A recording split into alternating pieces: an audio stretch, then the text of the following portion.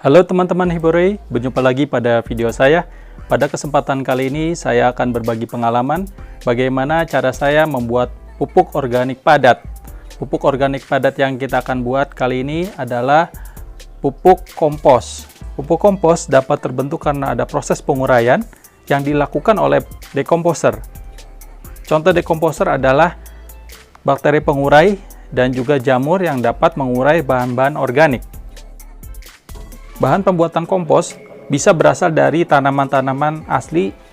Ya, misalnya contohnya pohon anggur menggunakan bahan komposnya adalah daun-daun yang sudah dipangkas. Atau misalnya pohon mangga menggunakan daun-daun juga yang sudah pada jatuh, sudah kita tidak gunakan, itu bisa kita bentuk menjadi kompos. Berdasarkan pengalaman teman-teman organik, bahan-bahan penyusun organik seharusnya disesuaikan dengan fasenya. Misalkan saja untuk fase generatif, berarti pergunakan bahan-bahan yang mendukung fase generatif. Contohnya menggunakan buah, terus menggunakan bunga-bunga, itu bisa digunakan. Nah, untuk vegetatif contohnya adalah daun-daun, kemudian batang-batang yang mudah tumbuh dan lain-lain. Di video ini saya akan menggunakan semacam rumput-rumputan yang sangat mudah tumbuh sekali di dekat pekarangan saya, dan dia dapat tumbuh tanpa tanah, ya, tumbuh di atas. Seperti apakah bahan organik yang saya maksud? Nanti teman-teman bisa lihat.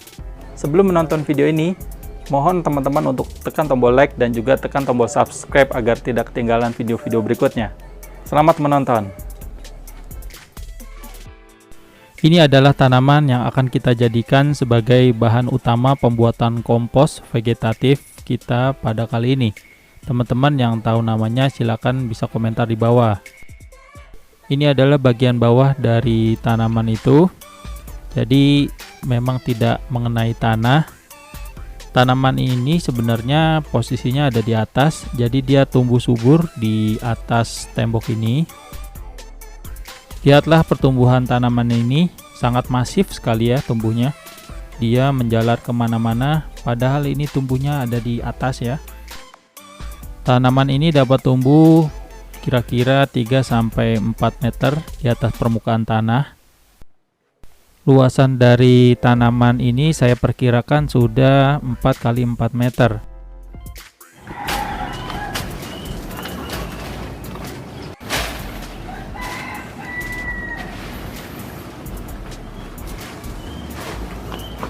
Dikumpulin aja Pak deh, ntar saya mau bikin pupuk. Iya, ini sih kalau bagus Iya. Selain bahan ini, teman-teman juga bisa pilih yang lain. Yang penting kalau untuk vegetatif, pastikan bahwa tanaman yang akan dijadikan kompos memang sangat subur. Ciri-ciri tanaman subur diantaranya perkembangannya sangat pesat dan juga warna daun hijau tua, dan pastikan juga secara visual atau tampak mata tanaman itu dalam keadaan segar dan tidak ada penyakit menempel seperti jamur.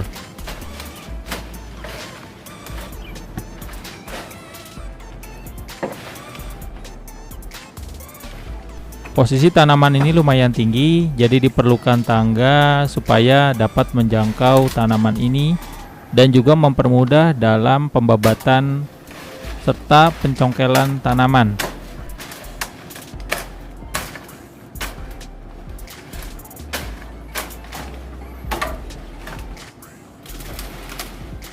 Ada tanahnya nggak Pak? Nggak ada kan? nggak ada. Ciri-ciri dari tanaman ini tumbuhnya merambat, batangnya tidak keras, dan juga kalau teman-teman lihat ini sudah tua. Batangnya hanya menjadi kecoklatan tapi tidak membesar. Selain tanaman yang merambat tadi, ada juga yang punya batang keras. Bisa dilihat di sini yang sedang dipotong-potong. Jadi tanamannya ada dua jenis ya. Untuk yang tanaman yang kedua ini, yang berbatang keras maksud saya pernah melihat seorang petani yang membuat pupuk kompos dari tanaman ini. Ini memang terbukti sangat mudah tumbuh. Saya sendiri yakin bahwa tanaman ini akan mampu menjadi kompos yang bisa membuat tanaman menjadi subur. Monggo bagi teman-teman yang mengenali tanaman ini dapat komentar di video ini. Mudah-mudahan sih bisa menjadi informasi yang berguna buat teman-teman yang lain. Ini adalah salah satu sebab kenapa tanaman ini masih bisa tumbuh, bahkan sangat subur sekali. Jadi di sekelilingnya itu ada toren.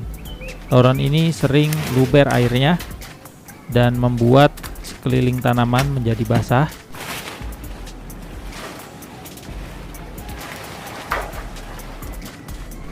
Salah satu kendala membabat tanaman ini adalah karena tanaman ini tumbuh menempel pada toren air, jadi harus hati-hati dalam pembabatannya supaya tidak membuat toren menjadi bocor.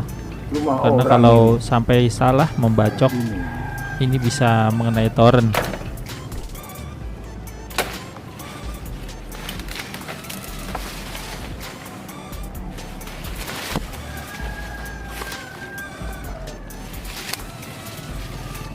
Saya melihat tanaman alang-alang, jadi setidaknya ada 3 tanaman yang tumbuh di atas ini.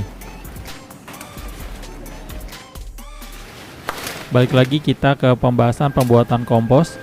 Jadi untuk pengomposan atau proses pembuatan bahan organik menjadi kompos itu diperlukan beberapa kondisi untuk mempercepat proses pengomposan. Karena kalau misalkan kita biarkan saja, itu tetap bisa, hanya saja menjadi lebih lama. Beberapa kondisi yang dapat mempercepat proses pengomposan diantaranya adalah membuat area sekitar pengomposan menjadi hangat.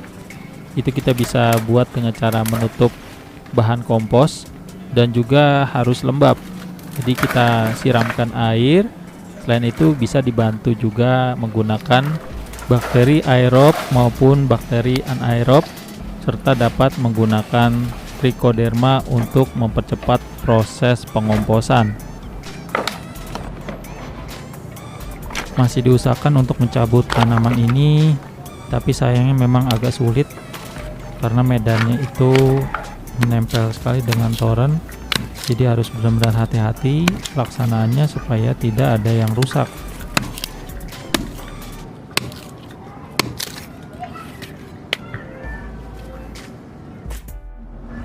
Ya, ini adalah bahan utama pembuatan kompos kita, dan saya akan biarkan selama beberapa hari untuk memperkecil volumenya. Kita akan sambung lagi ya videonya di part 2.